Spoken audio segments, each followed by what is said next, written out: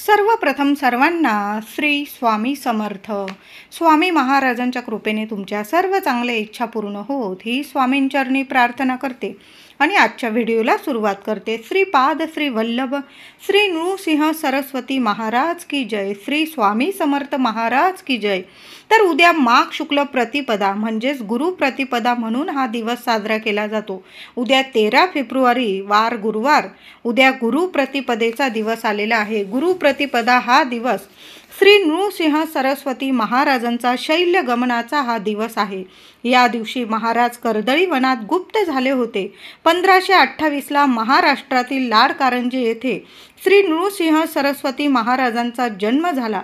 जन्माला येताच प्रत्येक बाळ रडतं, पण श्री नृसिंह सरस्वती महाराजांच्या मुखातून फक्त ओम हा स्वर बाहेर पडला. गाणगापूर हे तीर्थक्षेत्र त्यांनी स्वतः घडवलं, स्थापन केलेलं आहे. आपल्या निर्गुण पादुका गाणगापुरी त्यांनी स्थापन केल्या आणि मग ते कर्दळी वनात गुप्त झाले. हाच तो गुरु प्रतिपदेचा दिवस आहे. बघा, श्री नृसिंह सरस्वती महाराज कर्दळी वनात गुप्त झाले आणि श्री स्वामी समर्थ महाराज त्याच कर्दळी वनातून प्रकट झालेले आहे. आपले ब्रह्मांड नायक श्री स्वामी समर्थ महाराज त्याच कर्दळी वनातून प्रकट झालेले आहे.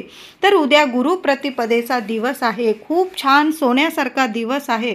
आपल्या गुरु माऊलींची सेवा करण्याचाच दिवस आहे. मग तुम्ही दत्तगुरु महाराजांची सेवा करत असाल, स्वामींची, गजानन महाराजांची, श्री साईबाबांची, गुरु माऊली एकच आहे, तेच नृसिंह सरस्वती महाराज आहेत. तर उद्या गुरु माऊलींच्या सेवेत जेवढी काही सेवा जमेल तेवढी नक्कीच करायची आहे. आपण प्रत्येकाने करायची आहे. उद्या गुरु प्रतिपदेचा दिवस आहे. उद्या सकाळी लवकर उठायचं आहे. आंघोळीच्या पाण्यात चिमूटभर हळद टाकायची. एखादं तुळशीचं पान टाकून प्रत्येकाने आंघोळ करायची आहे. गुरुग्रह इतका मजबूत होईल आणि गुरु माऊलींची कृपा आपल्याला मिळणार आहे. म्हणून लवकर उठून हा उपाय नक्की करा. त्याचबरोबर सूर्यनारायणाला अर्घ द्या. साध्या पाण्याने जरी दिलं तरीही चालेल. त्याचबरोबर तुमच्या देवघरात आपल्या स्वामींची मूर्ती असेल, फोटो असेल, दत्तगुरु महाराजांची मूर्ती, फोटो असेल, लक्ष्मी नारायणाची मूर्ती असेल, जे देवी देवता असतील तुमच्याकडं, गणपती बाप्पा, श्री शिवशंकरांची शिवपिंडी असेल, अगदी पंचामृताने सर्व देवी देवतांना अभिषेक करायचा आहे. कुलदेवीचा टाक असेल, पंचामृताने अभिषेक करा. नंतर स्वच्छ पाण्याने अभिषेक करून आपल्या देवघरात छान असं देवी देवतांना स्थापन करायचं आहे. उद्या एक अखंड दिवा, महिला असो पुरुष असो, नक्की आपल्या देवघरात एक अखंड दिवा चालूच ठेवायचा आहे. दिव्यात एखादी कापूरवडी टाकून दिली तरी पण चालेल. त्या वासाने आपलं घरात इतकं प्रसन्न वातावरण तयार होईल. म्हणून एक कापराची, भीमसेन कापूर असेल तर अतिशय उत्तम, नसेल तर साध्या कापराची एक वडी आपल्या दिव्यात नक्की टाका. जी काही घरातील नकारात्मकता असेल, वास्तुदोष असेल, ते सुद्धा संपूर्ण नष्ट होईल. आणि ज्या घरात गुरु प्रतिपदेला आपल्या गुरु माऊलींची सेवा केली जाते त्या घरात नावाला सुद्धा नकारात्मकता, वास्तुदोष उरतच नाही. त्याचबरोबर उद्या आपल्याला स्वामी चरित्र सारामृताचा एक तरी पाठ प्रत्येकाने करायचा आहे. महिला असो पुरुष असो, घरातील एका व्यक्तीने तरी स्वामी चरित्र सारामृताचा पाठ जरूर करा. आता लहान लेकरं आहे तर मग तुम्ही रोज, आपण नित्यसेवेत तर 3-3 अध्याय रोज वाचतच असतो. मग तुम्ही उद्यापासून जरी 3 अध्याय वाचायला सुरुवात केले तरीही चालेल.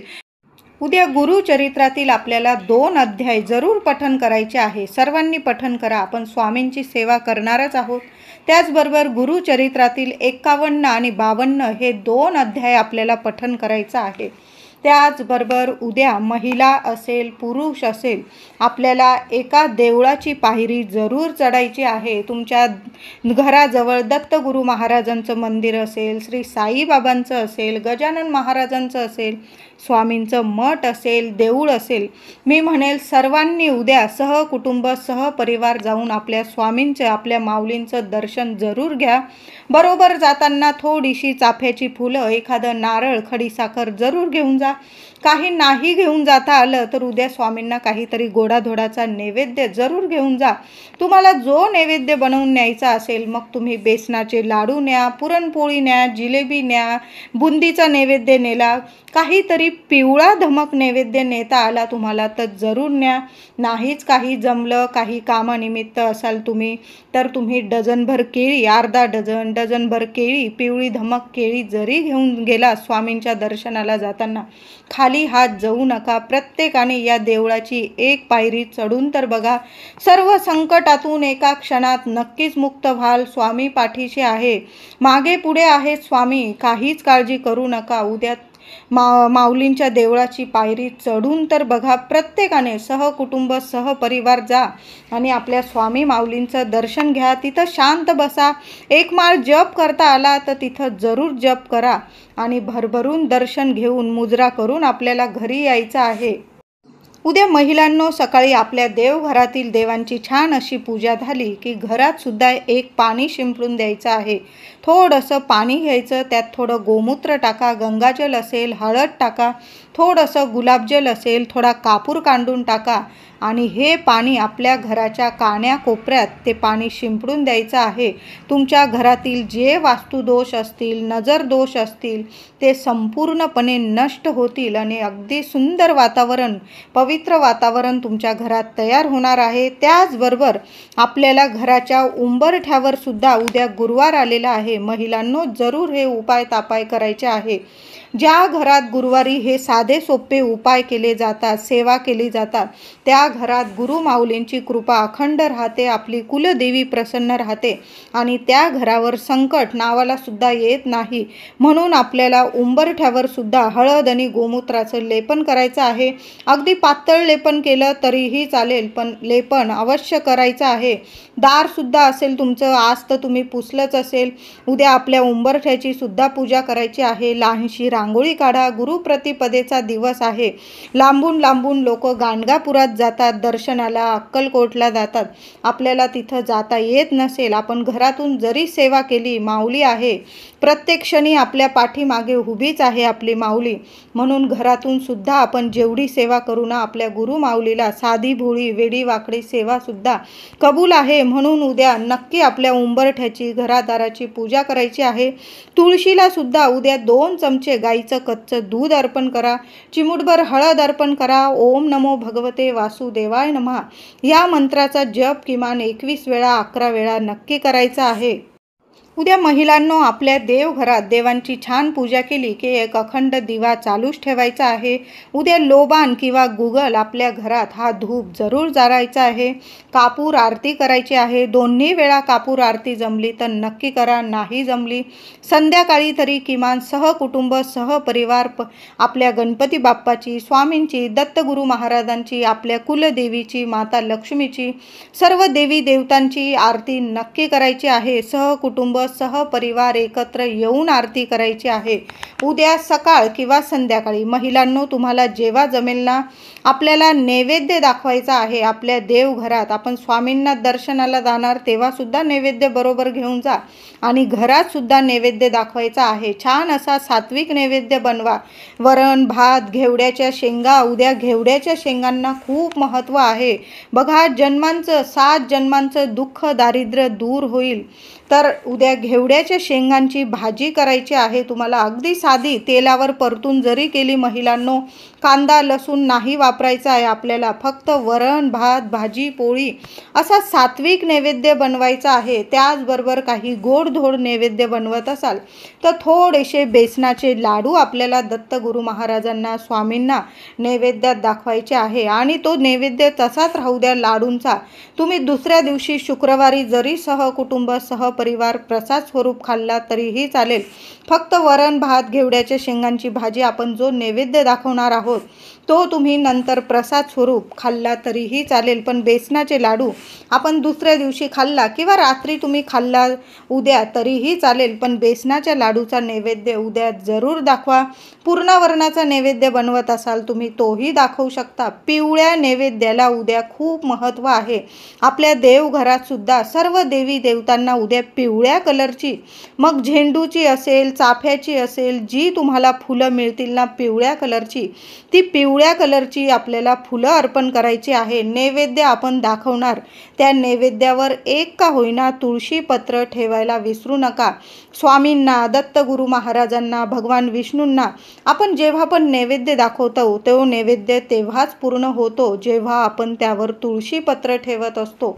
म्हणून उद्या तुळशी पत्र ठेवूनच आपल्याला नैवेद्य दाखवायचा आहे.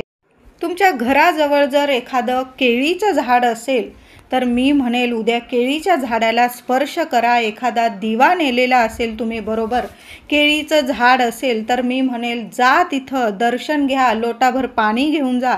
पाण्यात थोडंसं चिमूटभर हळद आणि 1 चमचाभर दूध टाकून असं पाणी केळीच्या झाडाला अर्पण करायचं आहे. नमस्कार करायचा आहे, स्वामींना प्रार्थना करायची आहे. आणि तिथं तुम्ही तुपाचा दिवा न्या, तेलाचा न्या, एक दिवा तुमची मनातील इच्छा बोलून लावून द्यायचा आहे आणि मग घरी यायचं आहे. स्पर्श करायचा आहे आणि ओम नमो भगवते वासुदेवाय नमः नाहीतर श्री स्वामी समर्थ या मंत्राचा जप करा. किमान 1 माळ जप जमला तुम्हाला तिथं बसून उभं राहून तरीही चालेल. तुमच्या घराजवळ औदुंबराचं झाड असेल तर उद्या नक्की औदुंबराला पाणी अर्पण करा. तिथं पण जमलं तर तुम्हाला 1 दिवा प्रत्येक आईने किंवा वडिलांनी जरी हा उपाय केला, ही सेवा आहे, उपाय नाही म्हणणार मी. आपल्या लेकरा बाळांच्या सुख शांतीसाठी, त्यांना यश मिळावं, कीर्ती मिळावी, त्यांच्या कामातील म्हणजे अभ्यास शिक्षण असेल, त्यांचं नोकरी असेल, लग्न कार्यात काही अडथळे असतील तर प्रत्येक आई वडिलांनी उद्या औदुंबर वृक्षाला म्हणजेच उंबराच्या झाडाला उद्या पाणी अर्पण करायचं आहे. पाण्यात थोडंसं दूध, थोडीशी साखर टाकून घेतली किंवा गुळाचा खडा टाकला आणि ते पाणी तुम्ही उंबराच्या झाडाला अर्पण करायचं आहे. तिथं एखादा दिवा लावून द्यायचा आहे आणि तिथं बसून तुम्हाला किमान 108 वेळा 1 माळ तरी श्री स्वामी समर्थ तुम्हाला मंत्र जपायचा आहे. आणि तुमच्या मनातील जी इच्छा असेल तिथं उंबराच्या झाडाखाली नमस्कार करून, स्वामींना तसं तर सांगायची गरज नाही, पण आपल्या मनातलं तरी आपण कोणाला सांगायचं. उद्या गुरुप्रतिपदेचा दिवस आहे. प्रत्येक आईने ही सेवा नक्की करा. कुठल्याच आईला स्वामी खाली हात पाठवणार नाही. नक्कीच सांगते, 100% नाही, 1000% स्वामी तुमच्या मनातील इच्छा जरूर पूर्ण करतील. म्हणून उद्या उंबराच्या झाडाला नक्की स्पर्श करा, पाणी अर्पण करा, 1 दिवा लावून आपल्या मनातील इच्छा बोलून 108 वेळा स्वामींचा मंत्र जपा. केळीचं झाड असेल, केळीच्या झाडाला पण आपली हीच सेवा करायची आहे.